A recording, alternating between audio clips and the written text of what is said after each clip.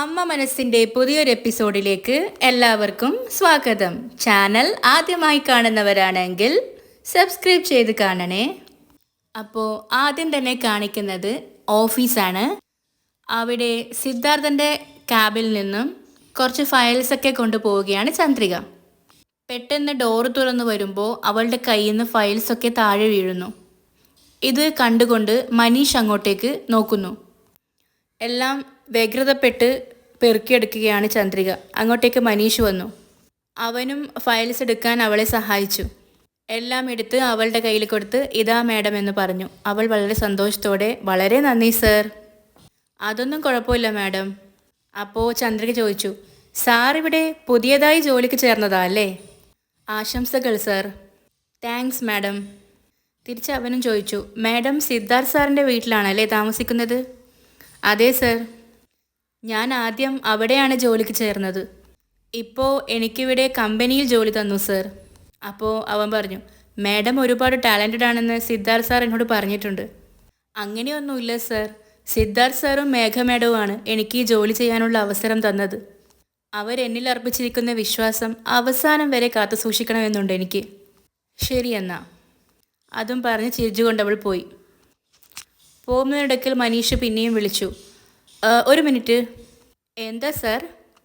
ഒന്നുമില്ല. ഞാൻ ചോദിക്കുന്നത് കൊണ്ട് മോശമായിട്ട് വിചാരിക്കരുത്. മേഘ മാഡത്തിൻ്റെ ഹസ്ബൻഡ് എവിടെയാണ് വർക്ക് ചെയ്യുന്നത്? അദ്ദേഹത്തിൻ്റെ പേരറിയാൻ വല്ല വഴിയുണ്ടോ? അപ്പോൾ അവൾ ആലോചിച്ചുകൊണ്ട് പറഞ്ഞു, മേഘ മാഡത്തിൻ്റെ ഹസ്ബൻഡിൻ്റെ പേരോ? അപ്പോൾ ഇതിൻ്റെ ഇടയ്ക്ക് അങ്ങോട്ട് മേഘ വന്നു. അവൾ സംശയത്തോടെ അവർ രണ്ടുപേരെയും നോക്കി. അവളാകട്ടെ വ്യഗ്രതപ്പെട്ട് അങ്ങോട്ടേക്ക് അവരുടെ ഇടയിൽ കയറിപ്പോയി. ചന്ദ്രികേ, പറയണം മാഡം. നീ എന്തിനാ ഇവിടെ നിൽക്കുന്നത്? നിൻ്റെ സീറ്റിൽ പോയിരുന്ന് വർക്ക് ചെയ്തൂടെ? ശരി മേഘ. ചന്ദ്രിക മനീഷിനെ ഒന്ന് നോക്കി. എന്നിട്ട് അവളുടെ ക്യാബിനിലേക്ക് പോയി. മേഘ മനീഷിനെ നോക്കിക്കൊണ്ട് പറഞ്ഞു, മനീഷ് ഒരു മിനിറ്റ് എൻ്റെ ക്യാബിനിലേക്ക് വാ.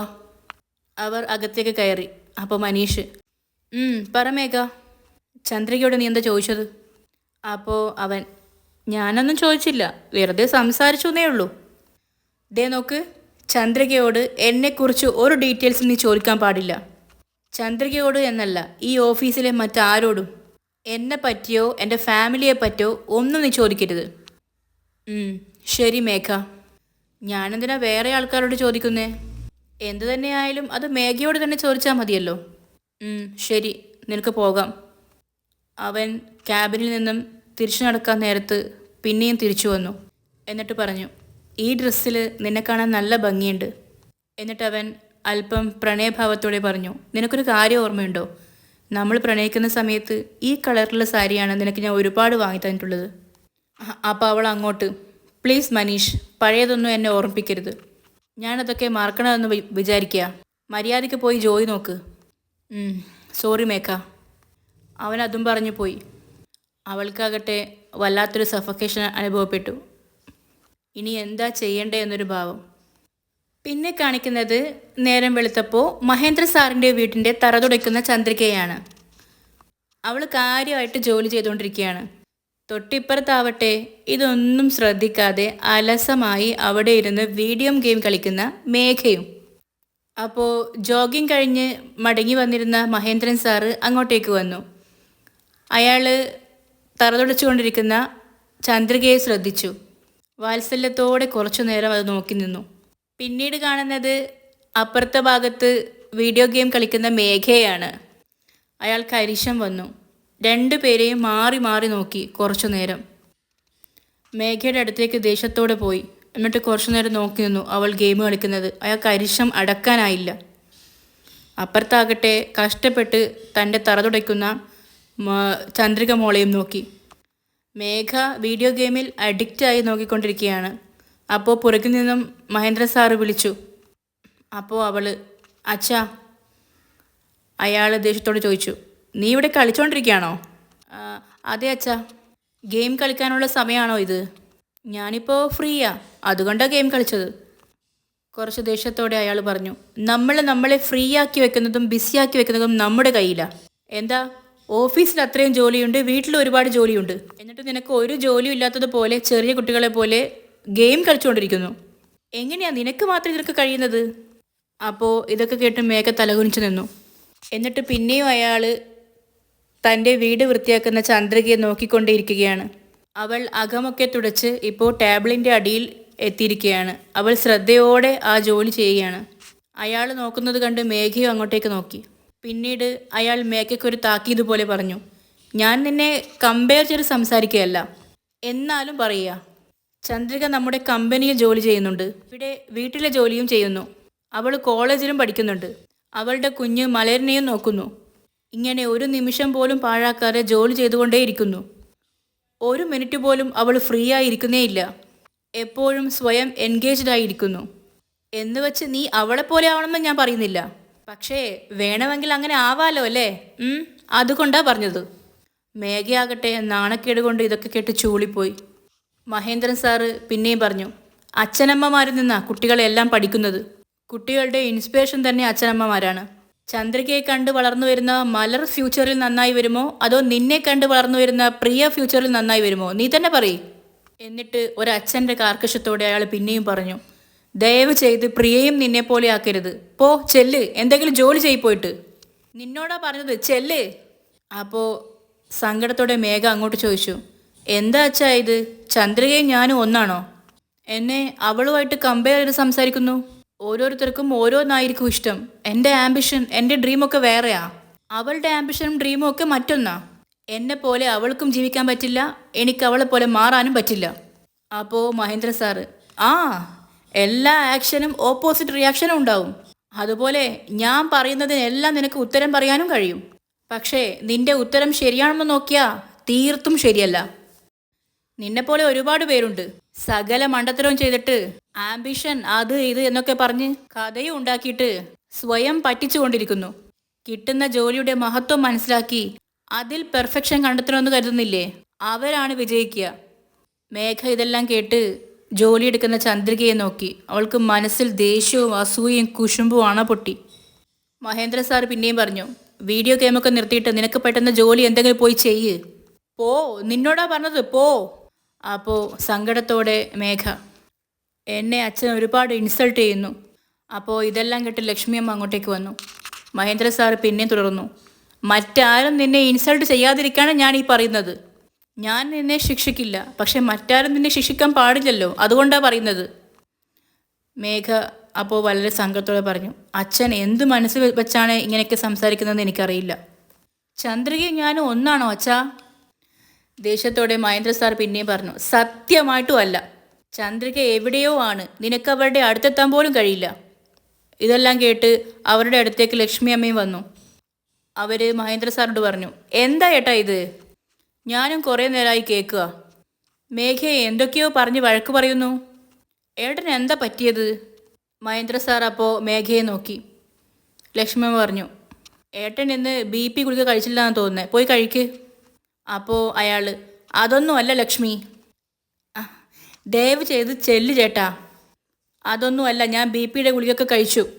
അപ്പോൾ സങ്കടത്തോടെ മേഘ ലക്ഷ്മിയോട് പറഞ്ഞു, അച്ഛൻ എന്നെ സങ്കടപ്പെടുത്തണമെന്നുള്ള ഉദ്ദേശത്തോടു കൂടിയാണ് അമ്മേ ഓരോന്നും പറയുന്നത്.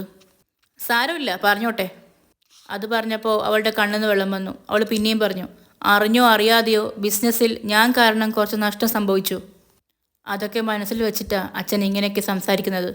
എന്നിട്ട് വാശിയോടെ പറഞ്ഞു, ഞാൻ എന്നെങ്കിലും ഒരിക്കൽ ഇതേ ബിസിനസ്സിൽ നമ്പർ 1 ആയിട്ട് മാറും. അന്ന് ഞാൻ അച്ഛനോട് മറുപടി പറഞ്ഞോളാം.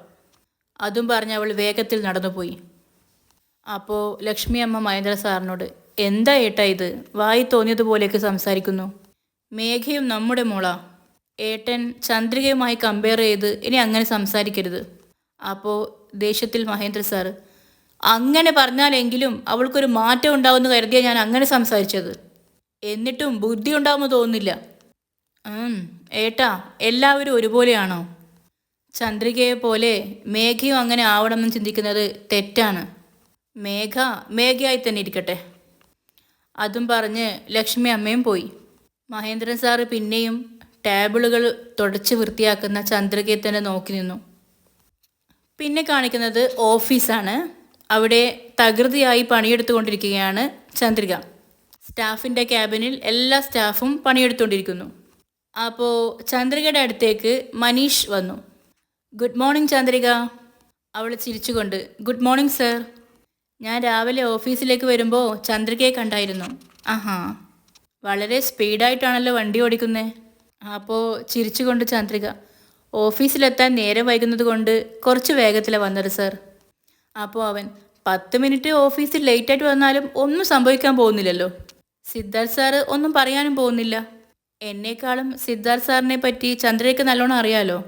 എന്നിട്ടും എന്താ ഇത്ര ടെൻഷൻ? വേറെ ആര് ലേറ്റായിട്ട് വന്നാലും മേഘ മേഡവും സിദ്ധാർത്ഥ് സാറും ദേഷ്യപ്പെടും. പക്ഷെ ചന്ദ്രികയുടെ കാര്യത്തിൽ അവരൊരിക്കലും ദേഷ്യപ്പെടില്ല.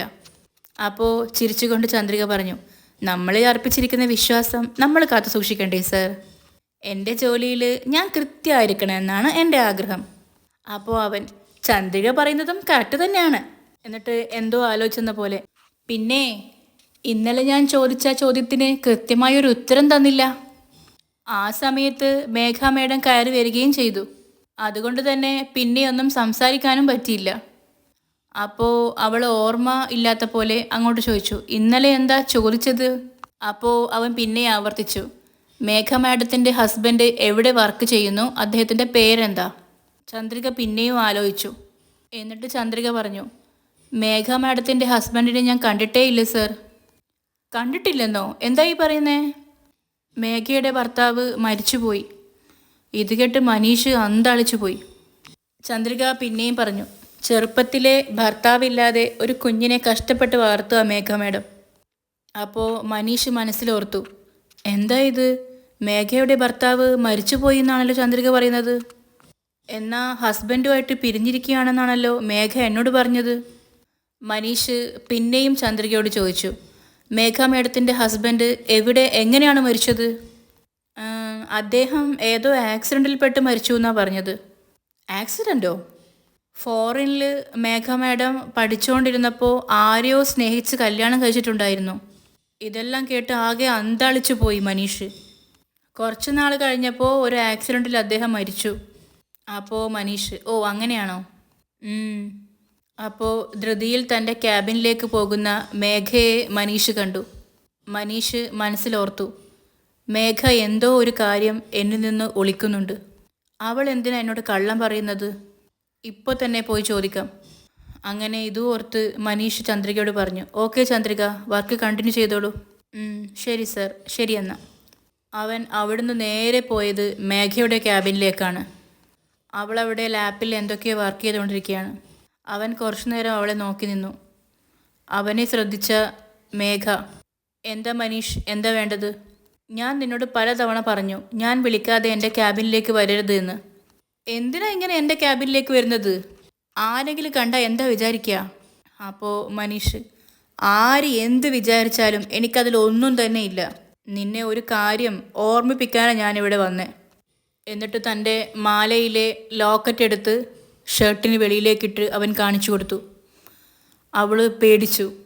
എന്നിട്ട് അവൻ ചോദിച്ചു, ഇത് നിനക്ക് ഓർമ്മയുണ്ടോ മേഘ? നമ്മൾ സ്നേഹിക്കുന്ന സമയത്ത് നീ എനിക്ക് ഗിഫ്റ്റായിട്ട് തന്നത്. ഇത് ഇന്ന് വരെയും എൻ്റെ കഴുത്തിൽ നിന്ന് ഞാൻ ഊരി മാറ്റിയിട്ടില്ല. ഇതെല്ലാം കേട്ട് അവൾ വല്ലാതെ പേടിച്ചു. മനീഷ് പിന്നെയും പറഞ്ഞു, ഈ ലോക്കറ്റിനുള്ളിൽ നമ്മുടെ 2 പേരുടെയും ഫോട്ടോയും ഉണ്ട്. അവൾ ഞെട്ടിപ്പോയി. എന്നിട്ട് അവൻ പതുക്കെ അത് ഓപ്പൺ ചെയ്ത് കാണിച്ചു കൊടുത്തു അവൾക്ക്. 2 പേരും പ്രണയിച്ചിരുന്ന സമയത്തുള്ള വളരെ മനോഹരമായ ഫോട്ടോകളായിരുന്നു അത്. അവൾക്ക് എന്താ ചെയ്യേണ്ടതെന്ന് മനസ്സിലായില്ല. വല്ലാതെ പേടിച്ചു. എന്നിട്ട് അവൾ പറഞ്ഞു, ഇപ്പം തന്നെ ആ ചെയിൻ ഊരി എവിടെയെങ്കിലും കൊണ്ടുപോയി കളയി. ഞാനുമായി ബന്ധമുള്ള ഒരു സാധനവും നിൻ്റെ കയ്യിലുണ്ടായിരുന്നെന്ന് ഞാൻ പറഞ്ഞിട്ടുള്ളതല്ലേ. മര്യാദയ്ക്ക് ആ ചെയിനിങ് ഊരുത്താ. അപ്പോൾ കുറച്ച് വാശിയോടെ മനീഷ്, അതൊരിക്കലും നടക്കാൻ പോകുന്നില്ല. അവനിലെ മാറ്റം കണ്ട് മേഘ അന്തളിച്ചു പോയി.